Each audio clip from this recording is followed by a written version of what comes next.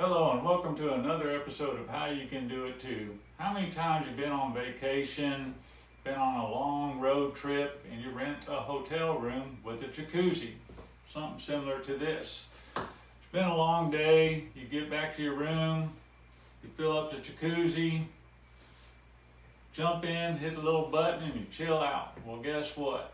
What a lot of people don't understand, even though the hotel staff does a good job cleaning, all around the jacuzzi has pipes that feeds water in your jet and a pickup. Well, a lot of those pipes retain water. And guess what? A lot of that water retained is from the person that was in there before you. So when you're hitting that little button and it kicks out, you're pretty much, sitting in the water with some of their filth in it from whatever they were doing before you got in. So what I recommend doing is, what I always do, is pick you up or take a couple dishwasher pods with you. If you don't have any, pick up a few. They're pretty cheap.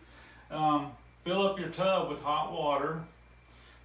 Throw one of these in, two, but one should do it. Make sure all the air knobs are down because you don't want bubbles. Kick it in because that'll make it foam up. Hit the little button. Let it run for about 15 minutes. Every once in a while, come in here, bump the pressure up, bump it down a little bit just to give a little boost. And then you want to drain it, fill it back up again, give it a little rinse, and you're good to go. This is my personal jacuzzi.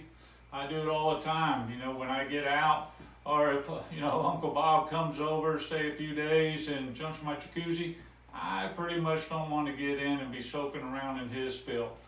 But I do it all the time, and it works awesome. Because you just really don't know what's left behind in those pipes. So I hope this has helped you. Please share this video for people that may not know that. And please hit the subscribe button. And I really appreciate it. It means a lot to me. And again, have a good day.